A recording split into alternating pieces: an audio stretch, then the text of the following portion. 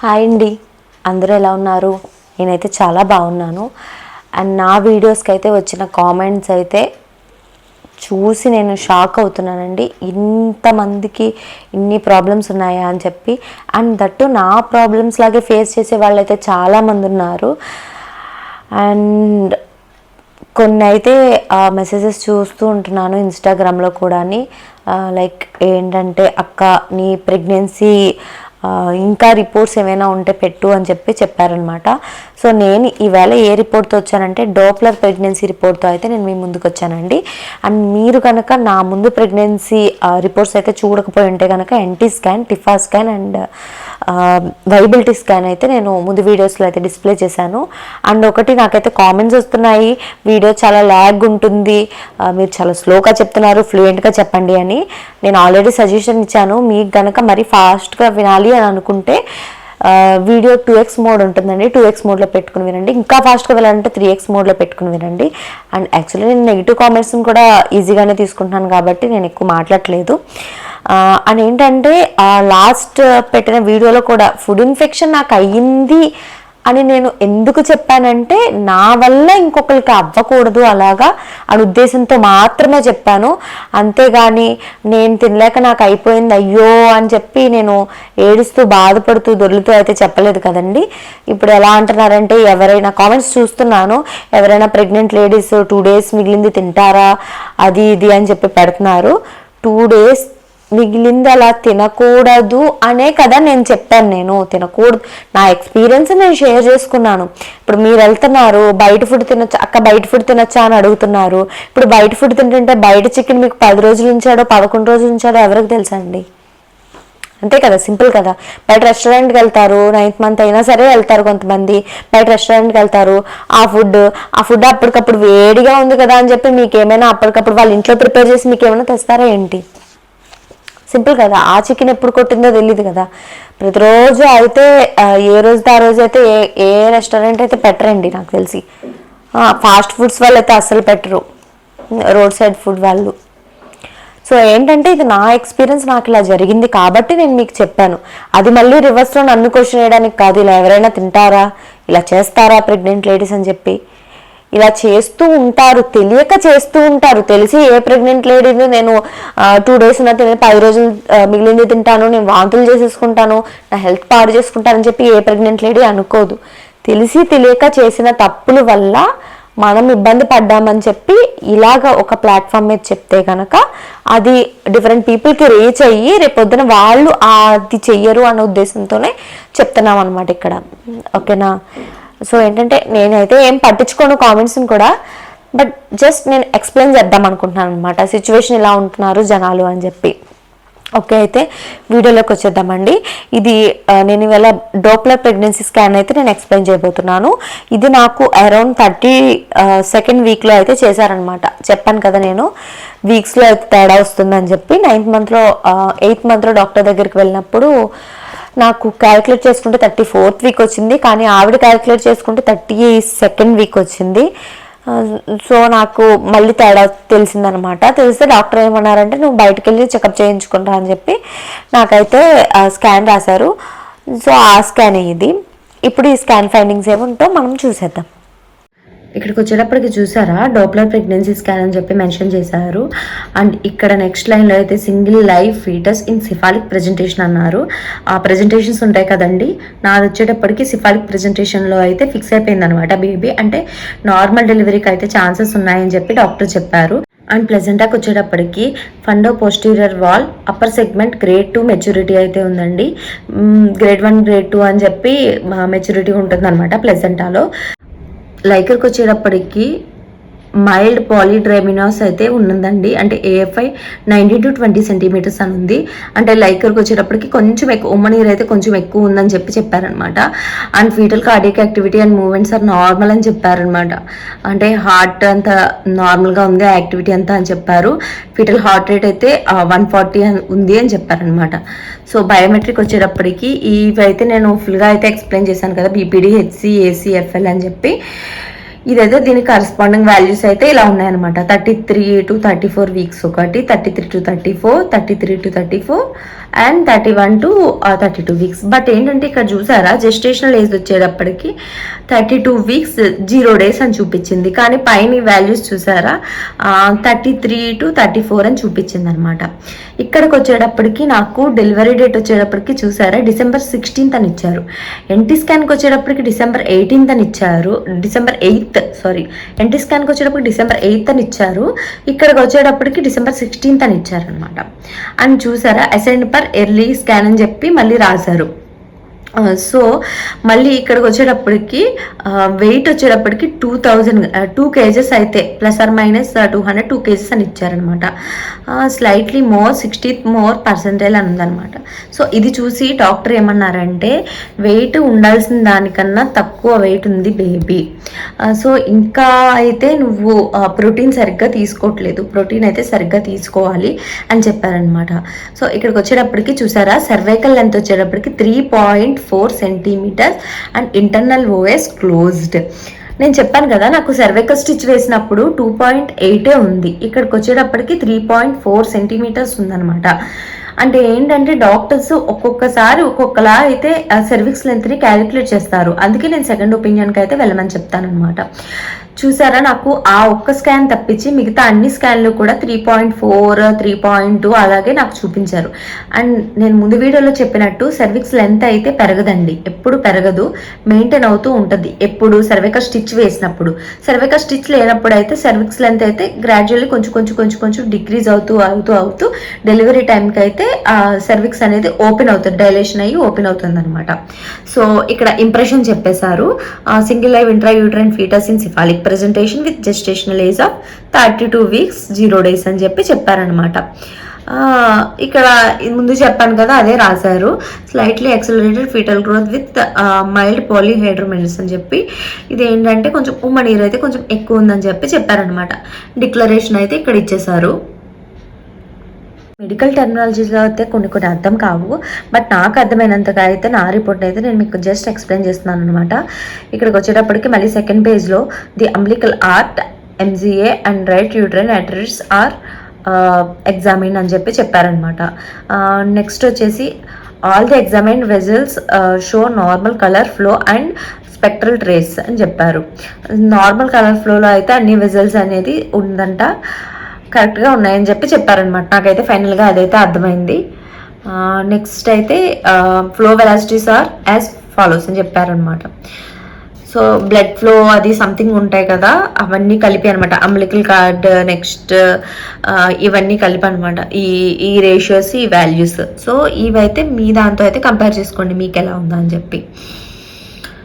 So ఇదైతే report అండి. And ఇక్కడైతే రాశారు loose cord around the neck అని, నెక్ చుట్టూ అయితే చిన్నగా లూజ్గా అయితే ఒక కార్డ్ అయితే ఉంది అని చెప్పి ఒక చుట్టూ అయితే చుట్టుకుని ఉంది అని చెప్పారనమాట ఇక్కడ డాక్టర్. అండ్ ఇవి వచ్చేసి అయితే స్కానింగ్ ఫొటోస్ అండి.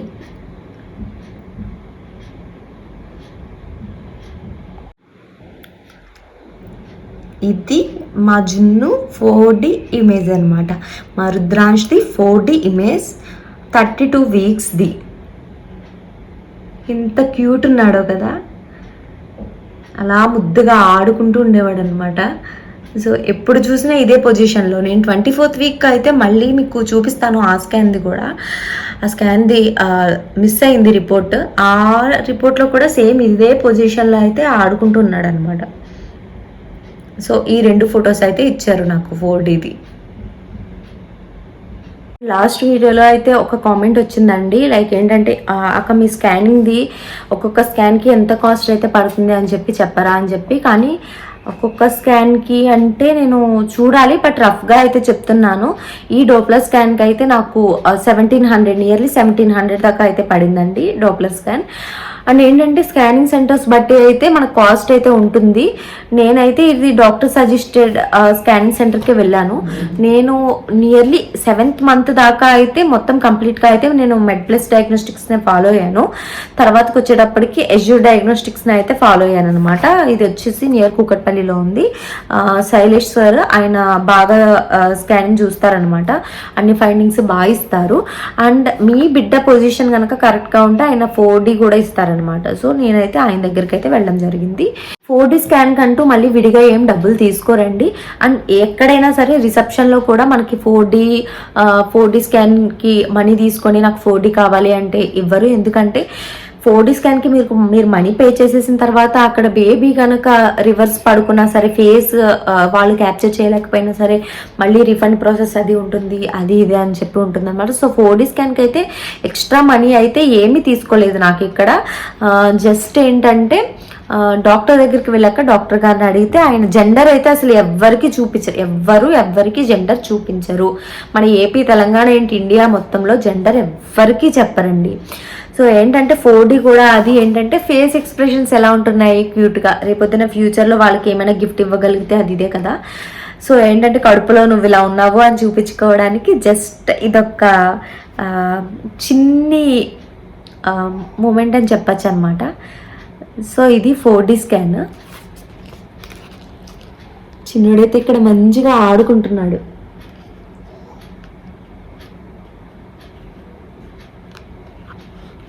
స్కానింగ్ సెంటర్స్లో మ్యాక్సిమం అయితే హస్బెండ్ని అయితే అలౌ చేస్తారండి.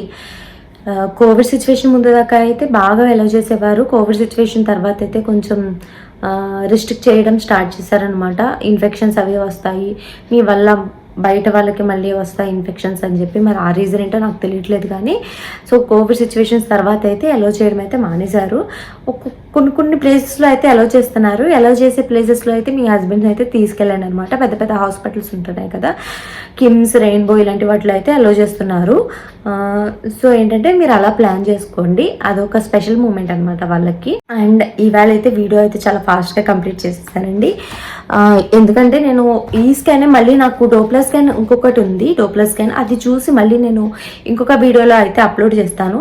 ప్రస్తుతానికైతే ఈ వీడియో అయితే ఇక్కడితో అయిపోయింది. ఇప్పుడైతే మనం ముచ్చట్లు పెట్టేసుకుందామా.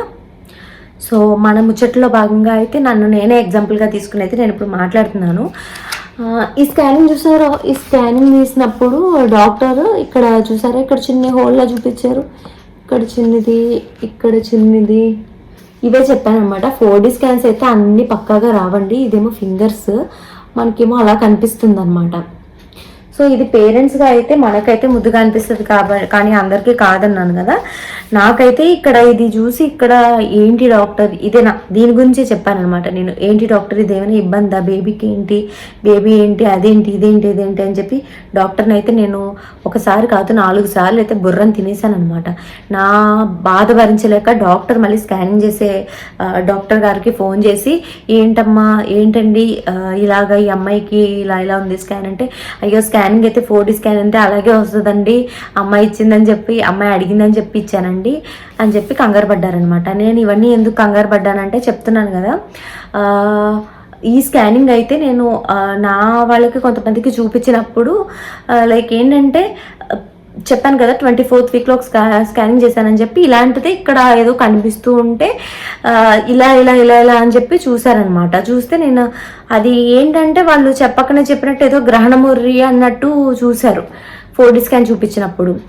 అలా ఒకరిద్దరు చూసినప్పటికీ నేను ఇంకా చూపించడం మానేశాను అనమాట. ఇంకా లిటరల్లీ నేను ఎవరికైతే నేను 4D స్కాన్ అయితే షేర్ చేయడమే మానేశాను.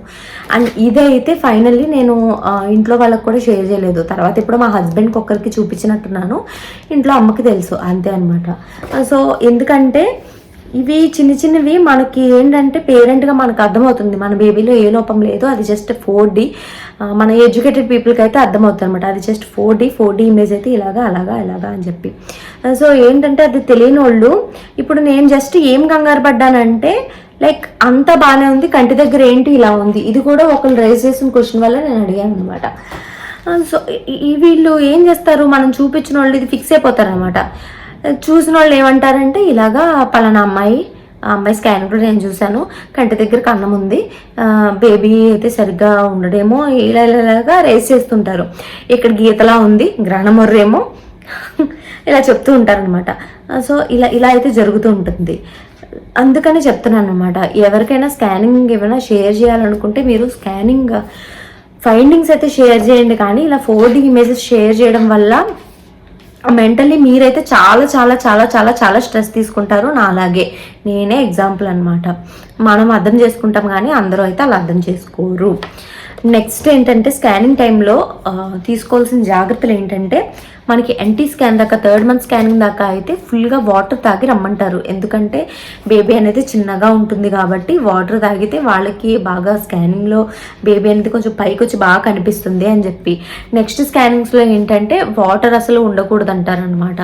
ఎక్కువ జస్ట్ గ్లాస్ వాటర్ ఏదో జస్ట్ ముందు మామూలుగా తాగితే చాలు అంటారు, కానీ వెళ్ళి యూరిన్ పాస్ చేసి అయితే రమ్మంటారు అనమాట. ఎందుకంటే బేబీ ఫుల్గా కనిపిస్తుంది కాబట్టి ఇంకా ప్రాబ్లం ఏమీ ఉండదు. సో చాలామంది ఏం చేస్తూ ఉంటారు, తెలియక ఫుల్ వాటర్ తాగేసి అయితే వెళ్తూ ఉంటారు స్కానింగ్ సెంటర్కి. మళ్ళీ అక్కడ వాటర్ తాగి మళ్ళీ అదంతా యూరిన్లోకి వెళ్ళేలోపు మీ నెంబర్ని అయితే ఆపి నెక్స్ట్ వాళ్ళని పిలిచేయడం జరుగుతుంది. సో ఆ మిస్టేక్ అయితే చేయకండి.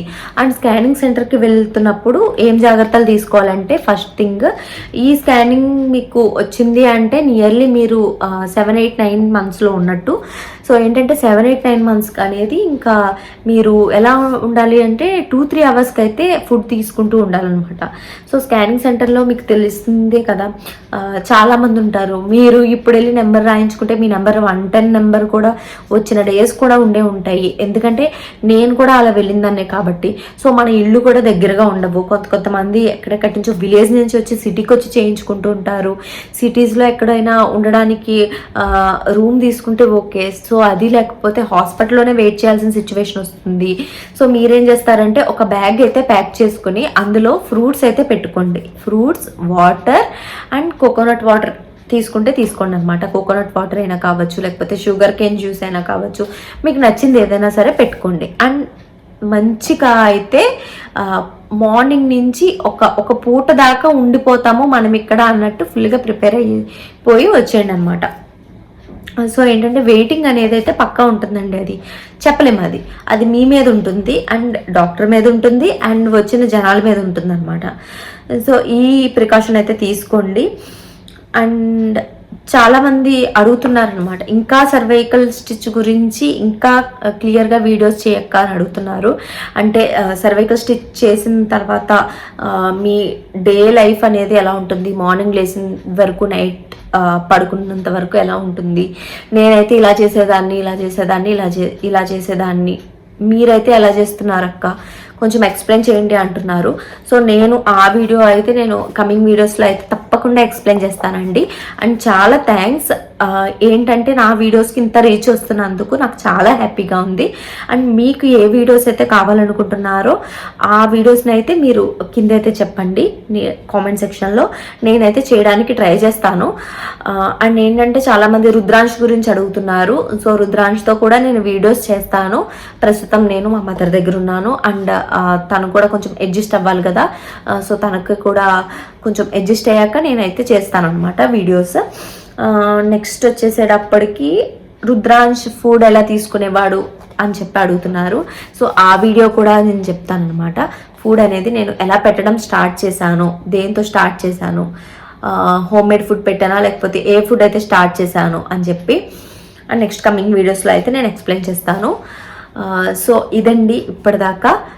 థ్యాంక్ యూ నన్ను ఇంత బాగా ఆదరిస్తున్నందుకు అండ్ కీప్ లవింగ్ మోర్. నాకైతే చాలా హ్యాపీగా ఉంది. నా ఈచ్ అండ్ ఎవ్రీథింగ్ ఇన్ ప్రెగ్నెన్సీలో మీకు అన్నీ షేర్ చేసుకుంటున్నందుకు నాకు చాలా హ్యాపీగా ఉంది. అండ్ చాలామంది అయితే వాళ్ళ లైఫ్లో జరిగిన ఎక్స్పీరియన్స్ని అయితే నాతో షేర్ చేసుకుంటున్నారు కామెంట్ సెక్షన్లో. చాలా హ్యాపీగా ఉందండి. చాలా థ్యాంక్ యూ. ఎందుకంటే మీ కామెంట్ అనేది వేరొకరికైతే యూస్ఫుల్ అవుతుందన్నమాట. సో ఇదండి ఇవాళ వీడియో. అండ్ నా వీడియోస్ కనుక మీకు నచ్చినట్టయితే please do like, share and subscribe and పక్కనే ఉన్న బెల్ ఐకాన్ అయితే క్లిక్ చేసేయండి. అండ్ నా నెక్స్ట్ వీడియో నోటిఫికేషన్స్ అయితే మీకు వచ్చేస్తుంది. నా ప్రెగ్నెన్సీ సిరీస్ అయితే ఫుల్గా ఫాలో అవుదాం అనుకుంటున్న వాళ్ళు నా ప్రెగ్నెన్సీ ప్లేలిస్ట్కి అయితే వెళ్ళిపోండి. స్టార్టింగ్ నుంచి అన్ని వీడియోస్ అయితే లైన్గా వస్తాయి అన్నమాట. So bye.